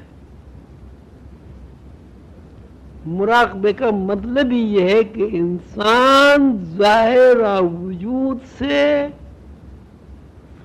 ذہن کو ہٹا کر اپنے باطنی وجود کو تلاش کرے۔ مراقبے کا مطلب یہ ہے کہ انسان ظاہری دنیا میں رہتے ہوئے اس کو فکشن، مفروضہ اور عارضی قرار دے کر مستقل اور قائم رکھنے والی دنیا کی طرف توجہ دے، اور جو اس کے اندر موجود ہے۔ باہر کچھ بھی نہیں ہے، یہ جو ہمیں نظر آ رہا ہے نا، یہ باہر کچھ بھی نہیں، یہ دھوکہ ہے، فریب ہے۔ اگر یہ باہر سب کچھ ہے تو مرنے کے بعد ہمیں کیوں نظر نہیں آتا؟ اگر باہری کی دنیا سب کچھ ہے، کھانا پینا ہی سب کچھ ہے، تو ہم مرنے کے بعد کھانا کیوں نہیں کھاتے؟ اگر باہر کی دنیا ہی سب کچھ ہے، ہمیں پیاس لگتی ہے، ہم پانی پیتے ہیں، تو مرنے کے بعد ہم پانی کیوں نہیں پیتے؟ کیا ہمارا حلق ختم ہو جاتا ہے؟ کیا ہمارا دماغ ختم ہو جاتا ہے؟ کیا ہمارے ہاتھ جیسے ہی ہم مرتے ہیں ہمارے ہاتھ پیر کیا ٹوٹ کے جھڑ جاتے ہیں، گل جاتے ہیں، سڑ جاتے ہیں؟ کچھ بھی نہیں ہوتا، ہر چیز موجود ہوتی ہے، آنکھیں بھی موجود ہیں، ناک بھی موجود ہے، اگر آپ پوسٹ مارٹم کریں تو دل بھی موجود ہے، لیکن کیا چیز موجود نہیں ہے؟ باطنی وجود نے اس عارضی اور ظاہری اور فنا ہونے والے وجود سے اپنا رشتہ توڑ دیا۔ تو اصل کون ہوا بھائی؟ ظاہرہ وجود ہوا یا باطنی وجود ہوا؟ تو کیا کبھی اتنے سارے آپ لوگ بیٹھے ہیں، اس طرح آپ نے کبھی سوچا ہے کہ کبھی آپ باطنی وجود کی طرف بھی نظر ڈال لیں؟ باطنی وجود جو روح ہے، جو اللہ تعالیٰ کی ایک صفت ہے، جو اللہ تعالیٰ کا ایک حصہ ہے، جو اللہ تعالیٰ کی جان ہے، جان آپ کے اندر اللہ تعالیٰ کی پڑی ہوئی ہے، لیکن آپ کی جان سونے چاندی میں اٹکی ہوئی، بچوں میں اٹکی ہوئی۔ کیا ضرور، کیا حماقت ہے، کتنی بے عقلی ہے! اللہ تعالیٰ آپ کے اندر بیٹھے ہوئے ہیں، آپ کا ذہن کبھی اس طرف جاتا ہی نہیں کہ اللہ اندر بیٹھے ہوئے تو اس سے ذرا بات تو کر لو۔ صبح شام دعائیں مانگتے ہیں، قبول ہی نہیں ہوتی، آخر کیا ہو جائے؟ کیوں قبول نہیں ہوتی بھائی؟ اللہ تعالیٰ سے ہم کوئی ایسی چیز تو نہیں مانگ رہے ہیں جو اللہ تعالیٰ کے ذاتی استعمال کی ہو۔ جو بھی چیز ہے وہ مانگتے ہیں، وہ چیز اللہ کے استعمال کی تو نہیں، سب ہمارے لیے ہے، ہمیں کیوں نہیں ملتی؟ بھی ہم اللہ تعالیٰ سکون مانگتے ہیں، اللہ تعالیٰ کا بے سکونی سے کیا تعلق ہے؟ اللہ تعالیٰ سے ہم اطمینان قلب مانگتے ہیں، تو اللہ تعالیٰ کو اطمینان قلب سے کیا تعلق ہے؟ وہ تو ہے ہی سارا کا سارا ہی سکون ہے۔ بات صرف اتنی ہے کہ ہم اس عارضی اور فکشن جسم کو، اس عارضی اور فکشن دنیا کو ہی اصلی سمجھ رہے ہیں، جو کہ غلط ہے۔ علمی بات تو الگ بات ہے، مشاہدات تجربات الگ بات ہے، یہ تو روزمرہ کی زندگی ہے، روزمرہ لوگ مرتے ہیں۔ تو اللہ تعالیٰ نے خود فرمایا ہے، اپنے بندوں کے لیے خود اللہ تعالیٰ نے فرمایا ہے، وہ فی انفسکم افلا تبصرون، کہ میں تو تمہارے اندر بیٹھا ہوا ہوں، تم مجھے دیکھتے کیوں نہیں ہو؟ یعنی جب کوئی انسان مراقبہ کرتا ہے، وہ مراقبے کے اندر اپنی گہرائیوں میں اتر جاتا ہے، تو وہاں گہرائی میں اسے اللہ تعالیٰ نظر آتے ہیں، اللہ تعالیٰ بیٹھے ہوئے نظر آتے ہیں، اور آدمی کو اپنے اندر، یہ قرآن ہے، قرآن کی بات کر رہا ہوں۔ اب اس قسم کی جو آیتیں ہیں ان کو لوگوں نے اپنی مصلحتوں کی بنیاد پر کہہ دیا جی متشابہات ہیں قرآن میں، وہ تو ایسی باتیں ہیں قرآن میں بتائیے اللہ میاں اندر کیسے بیٹھ سکتے ہیں، یہاں تو اندر جناب تعفنی ہے، گندگی ہے۔ بھائی خود اللہ تعالیٰ کہہ رہے ہیں تعفن اور گندگی آپ کے ظاہر وجود میں، باطنی وجود میں تعفن نہیں ہے، باطنی وجود میں نور ہے، باطنی وجود میں اللہ تعالیٰ براجمان ہے ہر آدمی کے اندر۔ خود اللہ تعالیٰ فرماتے ہیں جہاں تم ایک ہو میں دوسرا ہوں۔ کیا مطلب ہوا اس کا؟ خود اللہ تعالیٰ فرماتے ہیں جہاں تم دو ہو میں تیسرا ہوں، اس کا کیا مطلب ہوا؟ اللہ تعالیٰ فرماتے ہیں الا انہ بکل شیء محیط، انسان بھی ایک شے ہے۔ اللہ تعالیٰ فرماتے ہیں انسان تو جو شے ہے، میں نے تجھے حصار میں لیا ہوا، ایک دائرہ ہے، اس دائرے کے اندر تو موجود ہے، کبھی اس دائرے سے باہر نہیں نکل سکتا۔ هو الاول هو الاخر هو الظاہر هو الباطن، اللہ تعالیٰ کہتے ہیں میں ہی تمہاری ابتدا ہوں، میں ہی تمہاری انتہا ہوں، میں ہی تمہارا ظاہر ہوں، میں ہی تمہارا باطن ہوں۔ اور اس سے زیادہ اللہ تعالیٰ کیا فرمائیں گے؟ نحن اقرب الیہ من حبل الورید، جتنی تمہاری جان قریب ہے اس سے میں اربوں کھربوں گنا زیادہ تم سے قریب ہوں۔ پھر بھی کوئی انسان یہ کہے کہ اللہ تعالیٰ کو ہم دیکھ نہیں سکتے، اللہ تعالیٰ کو ہم تلاش نہیں کر سکتے، کیا یہ اللہ تعالیٰ کی ان آیاتوں کا انکار نہیں ہے؟ اللہ تعالیٰ نے کون سی ایسی بات کہی ہے کہ جس کے بارے میں آپ یہ کہہ سکتے ہیں کہ بندہ اللہ کو نہیں دیکھ سکتا؟ اللہ تعالیٰ کہتے ہیں یہ جو تم سنتے ہو، یوم ازل میں نے اپنی آواز تمہارے کانوں میں ڈال دی تھی۔ یوم ازل میں جو تم نے میری آواز سنی تھی الستو بربکم، وہی آواز تمہاری سماعت بن گئی ہے۔ یوم ازل میں جب تم نے میری آواز سن کر میری طرف متوجہ ہو کر دیکھا تھا اور میں تمہیں وہاں بیٹھا ہوا نظر آیا تھا، یہی تمہاری بصارت ہے، یہی تمہاری آنکھ ہے۔ یوم ازل میں جب تم نے میری آواز سن کر مجھے دیکھ کر میری ربوبیت کا اقرار کیا تھا، قالوا بلا، یہی تمہارا نطق ہے، یہی تمہاری گفتگو ہے۔ اور کس طرح اللہ تعالیٰ آپ کو اپنی قربت کا یقین دلائیں گے، اور کس طرح اللہ تعالیٰ آپ کو یہ سمجھائیں گے کہ یہاں بندے کی حیثیت کچھ نہیں ہے، اصل حیثیت یہ ہے کہ ہر بندے کے اندر اللہ موجود ہے۔ بندے کی حیثیت یہ ہے کہ بندہ جو آواز سن رہا ہے وہ اللہ کی آواز کو ہو رہی ہے۔ بندے کی حیثیت یہ کہ بندہ جب بول رہا ہے تو اس نے پہلے اللہ کے بولنے کو سن لیا، وہ واقف ہو گیا کہ بولنا کیا چیز۔ بندہ اگر کوئی دیکھ رہا ہے تو اس لیے دیکھ رہا ہے کہ اس نے یوم ازل میں روح نے اس کی اللہ کو دیکھ لیا ہے۔ اب اس کے بعد بھی کوئی آدمی یہ کہے کہ میں اللہ کو نہیں دیکھ سکتا، اللہ کو کہاں ڈھونڈوں، اللہ مجھے کہاں ملے گا؟ اسی بارے میں اللہ تعالیٰ نے فرمایا انہو کان ظلوما جہولا، یہ اپنے اوپر ظلم کرتا ہے، اپنے اوپر جاہل ہے۔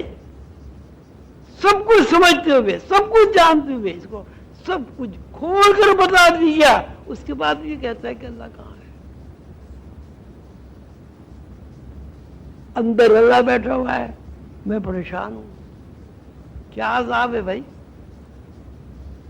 بادشاہ میرے اندر بیٹھا ہوا ہے، میرے گھر میں، اور میں کشکول لیے ہوئے گھر گھر پھر رہا ہوں، بھائی ایک مٹھی آٹا دے دو۔ بادشاہ نے مجھے اپنا مصاحب بنایا ہوا ہے، بھائی جیسے بادشاہ میرے گھر میں ہے تو میں اس کا مصاحب ہی ہوا نا۔ میں 2 روپے کے لیے بھیک مانگ رہا ہوں۔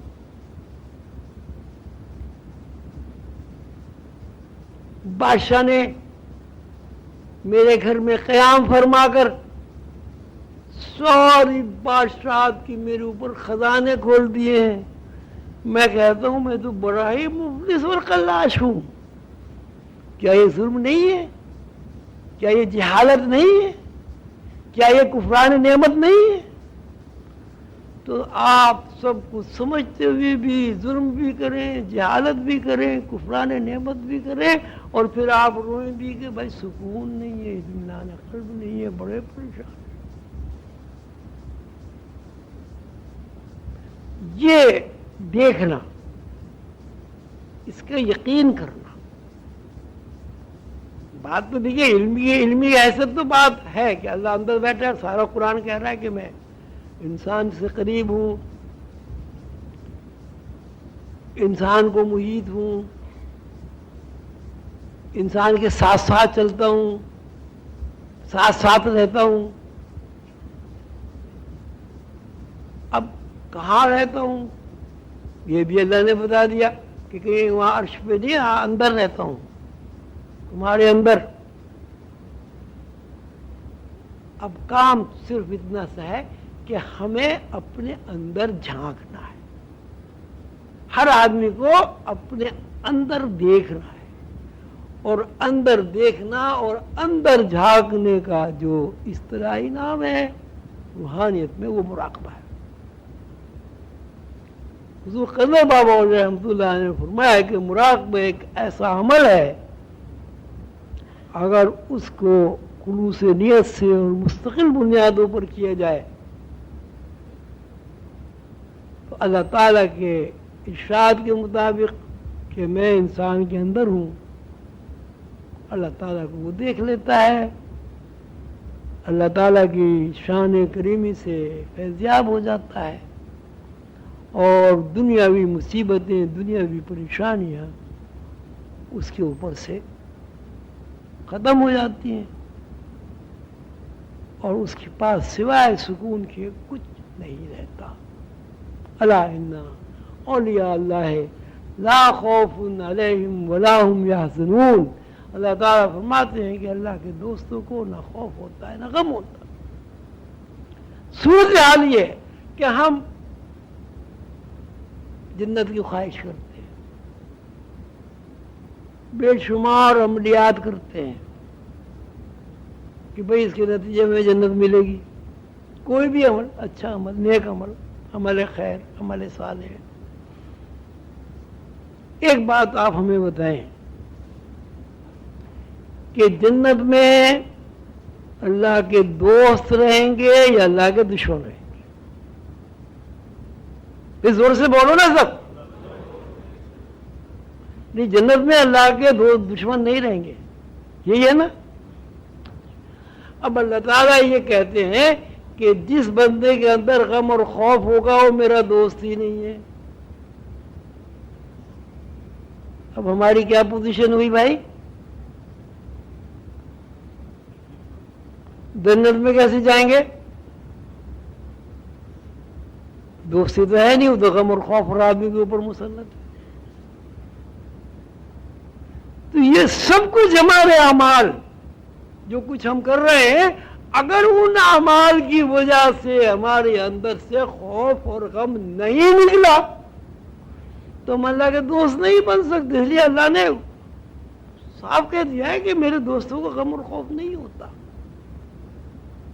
اچھا، دوسری بات یہ، اگر کوئی آدمی اللہ سے ڈرے گا وہ اللہ کا دوست ہوگا؟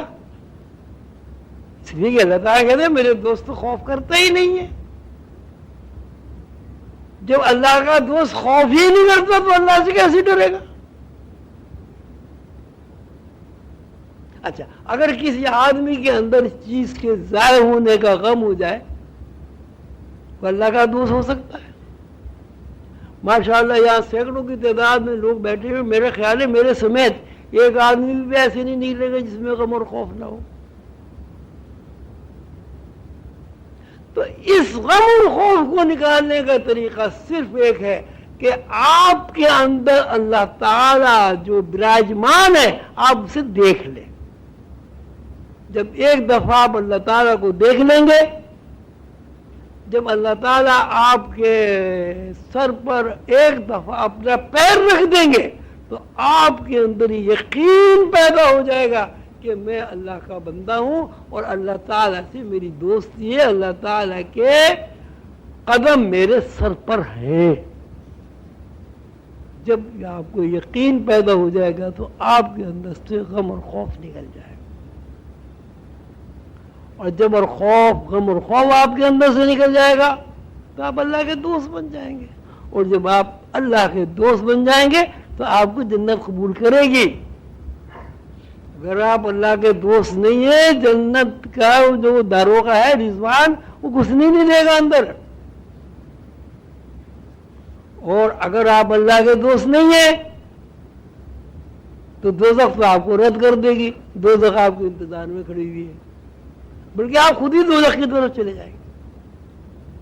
میں نے ایک دفعہ حضور قندر بابا سے عرض کیا کہ اللہ تعالیٰ کی جو سنت ہے، اللہ تعالیٰ کی جو مشیت ہے، اللہ تعالیٰ کی جو عادت ہے وہ تو رحم ہے. انتہا یہ ہے قرآن پاک میں اگر کہیں عذاب کا تذکرہ بھی ہے تو وہاں بھی اللہ تعالیٰ نے یہ ضرور فرما دیا کہ اللہ رحم کرنے والا ہے، معاف کرنے والا ہے. کوئی آیت جہاں تذکرہ آیا ہے عذاب کا وہاں اللہ تعالیٰ نے اپنی رحمت کا تذکرہ ضرور کر دیا. تو اتنا بڑا رحیم و کریم اللہ وہ دوزخ میں کیسے ڈال دے گا؟ ان کا نہیں، اللہ تو دوزخ میں نہیں ڈالے گا. ہمیں کہا صاحب یہ صاحب دوزخ دوزخ دوزخ دوزخ، جنت کا تو کوئی تذکرہ نہیں کرتا، سارے دوزخی کا تذکرہ کرتے ہیں. تو انہوں نے فرمایا خواجہ صاحب بات یہ ہے کہ جس کے اندر جو چیز ہوتی وہی باہر آتی ہے. اگر اندر دوزخ بھڑک رہی ہے تو دوزخی کی آوازیں نکلیں گی. اللہ نہیں دوزخ میں ڈالتا. اللہ کے شان کریمی سے یہ بات بعید ہے کہ وہ اپنے چھوٹے چھوٹے مکھی مچھر سے بھی کمتر بندوں کو وہاں ڈال دیتے. میں نے کہا حضور پھر کیا ہوگا؟ تو فرمایا کہ یوم حشر میں لوگ جمع ہو جائیں گے، میدان حشر میں ہر آدمی پریشان ہوگا.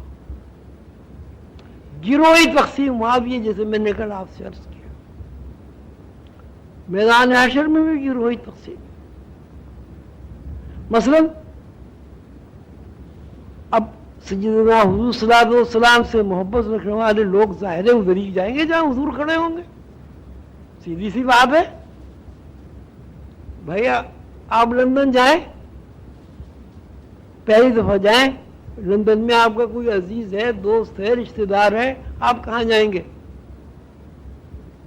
انہیں کے پاس جائیں گے. یہ قدرتی بات ہے.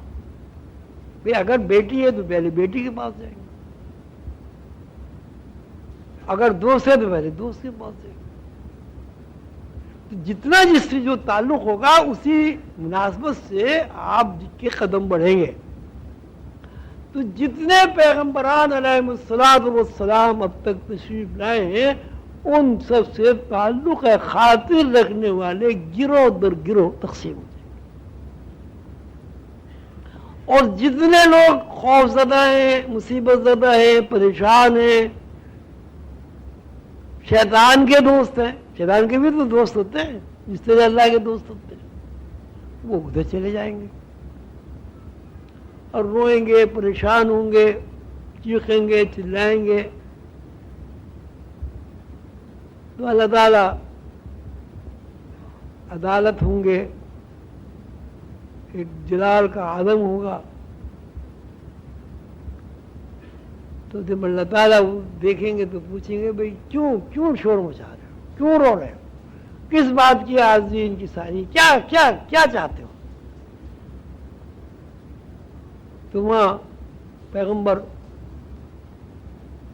اور پیغمبروں کے وارث اولیاء اللہ کے سامنے سجدے میں گر جائیں گے, ہاتھ باندھ کے کھڑے ہو جائیں گے کہ یا اللہ یہ تیری مخلوق ہے, اس سے غلطی ہو گئی, اب اپنی غلطی کے کفارے میں یہ پریشان ہے.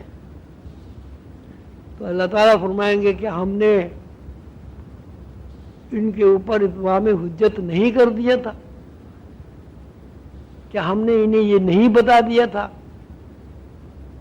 کہ کون سی بات ایسی ہے کہ جس سے یہ اللہ کی دوستی کے حلقے میں آ جائیں گے, اور کون سی ایسی بات یہ کہ اللہ کی دوستی کے حلقے سے نکل جائیں گے. تو انبیاء کہیں گے یا اللہ اب ان سے غلطی ہو گئی, آپ انہیں معاف کر دیں. پھر یہ سن کر لوگ اور زیادہ رونے لگیں گے, اور زیادہ شور مچ جائے گا. تو اللہ تعالیٰ فرمائیں گے جاؤ چلو, اتنا سمجھایا اس وقت سمجھ نہیں آیا, چلو یہاں سے چلو, خالی کرو میدان. حضور قلندر بابا نے بڑی عجیب بات فرمائی کہ دوزخی لوگ از خود دوزخ کی طرف چلے جائیں گے, جنتی لوگ از خود جنت کی طرف چلے جائیں گے.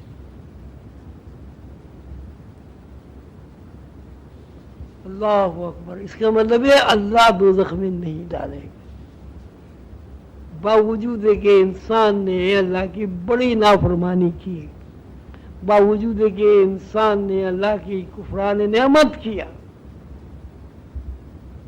اللہ کی باتوں کو جھٹلایا. یہ کیسی عجیب بات ہے, ایک بڑا گروہ یہ کہتا ہے کہ اللہ کو دیکھ ہی نہیں سکتے. کیا عجیب بات ہے بھئی, اللہ کو کیسے نہیں دیکھ سکتے؟ اللہ کو تو ہم دیکھ کے, اللہ کی آواز سن کے, قالو بلا کہہ کر اللہ کی ربوبیت کا اقرار کر کے یہاں آئے. ہم تو دیکھے بھالے ہیں اللہ کے بھائی. جب دیکھے بھالے ہیں تو کیسے اللہ کو نہیں دیکھ سکتے؟ کہ ہماری آنکھیں پھوٹ گئی ہیں. یہ بھی ایک بہت بڑی محرومی ہے کہ یہ تصور کر لیا جائے کہ کوئی اللہ کو نہیں دیکھ سکتا, کوئی اللہ کی آواز نہیں سن سکتا.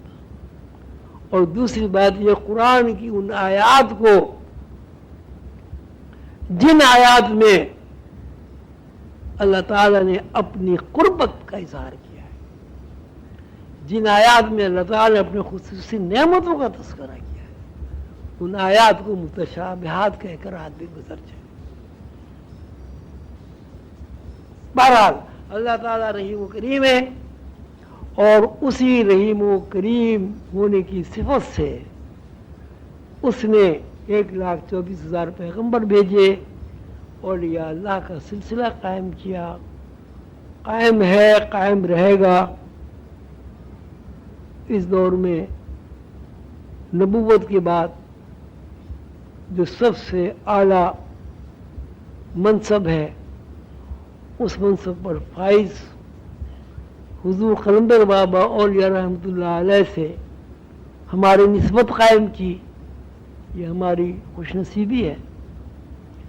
تو جب اللہ تعالیٰ نے ہمیں یہاں تک پہنچا دیا, اپنے محبوب بندے تک پہنچا دیا, اور اس محبوب بندے نے بھی اپنی اولاد سے کوئی چیز چھپا کر نہیں رکھی, اس نے سب بتا دیا کہ فلاں فائل میں یہ ہے, فلاں فائل میں یہ ہے, فلاں جگہ اتنا ہے, فلاں جگہ اتنا ہے.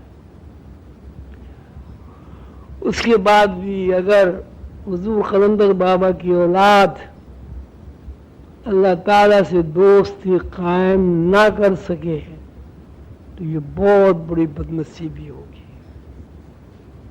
خدا را اس بدنصیبی کو کبھی قریب نہیں آنے دینا. اللہ سے محبت کرنا, اللہ کی قربت کو اس طرح محسوس کرنا ہے جس طرح اللہ خود کہتا ہے. ایک دفعہ میں نے دیکھا کہ صبح کے وقت میں حضور کو چائے دیا کرتا تھا, بڑا خوش, بہت ہی خوش چہرے سے میں نے خوش دیکھا. تو میں بیٹھ گیا. بیٹھ کے میں نے پوچھا کہ حضور آج بڑے خوش ہیں, کوئی بہت ہی خاص بات ہوئی ہے؟ تو مجھے اب تک حضور اندر بابا کے یہ الفاظ یاد ہیں, اور جب مجھے یاد آتے ہیں تو میں اپنے اندر خود کو روشن محسوس کرتا ہوں. فرمایا خواجہ صاحب کہا کرتے تھے مجھے, خواجہ صاحب کچھ سمجھیں گے بھی, رات اللہ میں آئے تھے اور مجھے سینے سے چمٹا کر کہا میری جان تو کدھر ہے؟ اب بتائیے آپ کا جو باپ ہے, آپ کا جد امجد ہے, اس کو اللہ تعالیٰ سینے سے لگا کر بات کرتا ہے. تو ہمارا ورثہ کیا بنا؟ ہمارا ورثہ یہی بنا کہ ہم بھی اللہ کے سینے سے لگ کر اللہ تعالیٰ سے بات کر سکتے.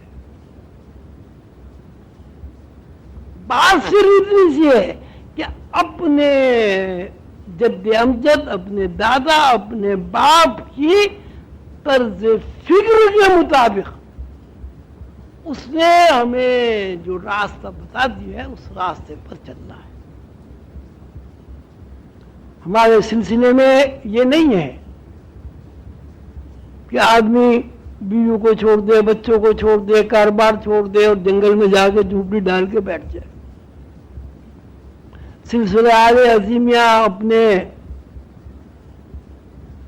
سلسلے کے افراد سے یہ بھی نہیں کہتا کہ 24 گھنٹے ہی نمازیں پڑھتے رہو, 24 گھنٹے ہی ذکر اذکار میں لگے رہو. وہاں تو پہلی بات قلندر بابا اولیاء تو یہ فرماتے ہیں اگر کوئی بندہ اپنے والدین کا, اپنی اولاد کا, اپنے دوست کا حق پورا نہیں کر سکا تو وہ شرک کر رہا ہے. وہ فرماتے ہیں اللہ تعالیٰ نے کہا ہے 2 گنا معاف نہیں کروں گا, ایک شرک, ایک حقوق العباد. تو اگر کوئی بندہ گھر بار چھوڑ کر جنگل میں چلا گیا, وہاں بیٹھ کے اس نے جھوپڑی ڈال لی, تو یہ تو اس نے شرک کے برابر گناہ ہے. ان کے مطابق بھرپور زندگی گزارو, شادی بھی کرو, بچوں کی تربیت بھی کرو, بچوں کی سرپرست بھی کرو, اچھا کھاؤ, اچھا پہنو, اچھے گھر میں رہو, لیکن صرف ایک بات نہیں کرنی, وہ یہ کہ یہ دنیا جو ہے, اچھا کھانا, اچھا پہنا, اچھی بیوی, اچھی اولاد, یہ آپ کو کسی نے دی ہوئی ہے, آپ کی ذاتی ملکیت نہیں ہے. اگر اولاد کو بارے میں آپ کا یہ تصور قائم ہو جائے کہ اولاد میری ملکیت نہیں ہے, اللہ کی دی ہوئی ہے, تو وہ اولاد آپ کے لیے نعمت ہے. اگر آپ کے ذہن میں یہ بات آ جائے کہ اولاد میری ملکیت ہے, میرے بڑھاپے کا سہارا بنے گی, تو یہ آپ کے لیے فتنہ ہے. آپ کے پاس پیسے ہیں, اتنے پیسے جمع کرنا تو بہت خراب بات ہے. حضور تو اس کو بہت ہی ناپسند کرتے تھے, جمع سے بہت ناراض ہوتے تھے, پیسے جمع نہیں کرو گے. فرمایا کرتے تھے پیسے کی بھائی صورت یہ ہے, جو کھا لیا, جو کھلا دیا, جو اللہ کے نام دے دیا وہ اپنا, اور جو چھوڑ گئے وہ دشمنی. آپ دیکھیں جب ماں باپ اولاد کے لیے جائیداد چھوڑتے ہیں تو ضروری لڑتے ہیں. اس کا مطلب یہ ہے کہ آپ اپنی عاقبت خراب کر کے اولاد کے لیے جائیداد چھوڑ رہے ہیں, اور مرنے کے بعد ہی آپ کی اولاد لڑنا شروع کر دیتی. ہمارے ایک دوست تھے سلطان صاحب, نماز ساتھ پڑھا کرتے تھے. وہ جب مرے تو 4 بہنیں تھی, 1 بھائی تھا. وہ جناب سب آ گیا کہ پہلے حساب کرو پھر لاش اٹھنے دیں گے. وہ وکیل آئے اور کیا ہوا اور کس طرح ہوا. قصہ مختصر یہ کہ جب وہ لاش اٹھائی گئی تو سارے راستے پانی بہتا ہوا گیا, اور حال ان کا یہ تھا ہمارے دوست کا کہ کبھی ان کی تکبیر اولا قضا نہیں ہوئی. امام صاحب کے پیچھے بیٹھتے تھے کہ زیادہ سے زیادہ ثواب ملے. ایسی ایک نہیں ہزاروں مثالیں آپ نے بھی سنی ہوں گی، ہوتی رہتی. تو ہمارے نے چھوڑ دیا وہ دشمنی، جو کھا لیا کھلا دیا اللہ کا نام دے دیا وہ آپ کا اپنا. اور اگر آپ اولاد کے لیے اس طرح کر رہے ہیں کہ صاحب میرے بعد ان کا کیا ہوگا، تو اس کا کیا مطلب نہیں کہ آپ خدا بن گئے ہیں اولاد کے. اللہ نہیں ہے جو ان اولاد کو سنبھالے گا. آپ کو کس طرح سنبھالا اللہ نے، اس طرح آپ کی اولاد کو بھی سنبھالا. تو وہ جمع کرنے کو بہت ناپسند کرتے. اللہ تعالی سے قربت حاصل کرنے کے لیے شرک کا نہ ہونا بھی ضروری ہے، اور اللہ تعالی سے قربت حاصل کرنے کے لیے حقوق العباد پورا کرنا بھی ضروری ہے. تو اگر آدمی صبح سے شام تک تسبیح ہی پڑھتا رہے گا تو حقوق العباد کیسے پورے ہوں گے؟ بات صرف طرز فکر کی ہے، اور وہ طرز فکر یہ کہ جو کچھ آپ کے پاس ہے، جو بھی کچھ ہے، یعنی آپ خود بھی، وہ اللہ کی دی ہوئی چیز ہے. آپ اس کو اللہ کی دی ہوئی چیز ہی سمجھیں. اولاد سے اس لیے پیار کریں کہ اللہ نے ہمیں کھلونے دیے ہیں خوش ہونے کے لیے، اور اولاد کی تربیت اس لیے کریں کہ جب ہم اولاد کی اچھی تربیت کریں گے تو اللہ ہم سے خوش ہوگا. اس لیے تربیت نہ کریں گے بڑھاپے میں کام آئے گا. کوئی اولاد بڑھاپے میں کام نہیں آتی، یہ سب دھوکہ فریب ہے. آپ نے اولاد کو پالا پوسا ساری، دیکھیے نا چھوٹے بچے ہوتے ہیں وہ بات کرتے ہیں تب آپ خوش ہوتے ہیں، کپڑے پہنتے ہیں تب خوش ہوتے ہیں. کوئی اچھا نیا بچے کپڑے پہن کے آگے دکھاتے ہیں ابا ہے تو آپ خوش ہوتے ہیں. بس یہ حاصل ہے اولاد کو، اور کیا حاصل ہے؟ بڑھاپے کا کیا تعلق اولاد سے کہ بڑھاپے کی لاٹھی بنے گی؟ یہ سب فریب ہے، یہ دھوکہ ہے. ساری دنیاوی کام کرنے ہیں، سب کے حقوق پورے کرنے ہیں، اور وہ حقوق پورے کرتے ہوئے اللہ کو ڈھونڈنا ہے، اللہ کو تلاش کرنا ہے. اور اللہ کو تلاش کرنے کا بہترین اور مؤثر ذریعہ یہ کہ آپ اپنے اندر دیکھیں. اس لیے اللہ باہر نہیں، اللہ اندر ہی ہے. اور اندر دیکھنے کے عمل کو حضور قلندر بابا رحمۃ اللہ علیہ نے مراقبے کا نام دیا. میرے خیال ہے یہ اختتام ہے حضور قلندر بابا رحمۃ اللہ علیہ کی تقاریب کا. میرے بچوں نے جس طرح اس محفل کو سجایا ہے، جس طرح شب و روز محنت کر کے، اپنی نیندیں خراب کر کے، اپنا آرام تج کر حضور قلندر بابا رحمۃ اللہ علیہ کو کے مہمانان گرامی کو عزت بخشی ہے، ان کی ضروریات کا خیال رکھا ہے، اس کے لیے میں سب کا شکر گزار ہوں اور بہت خوش ہوں کہ اللہ تعالی نے مجھے ایسی سعادت مند اولاد عطا کی کہ میں حضور قلندر بابا اولیاء رحمۃ اللہ علیہ کے سامنے سرخرو ہوا. میں آپ سب لوگوں کا جو باہر سے تشریف لائے، دور دراز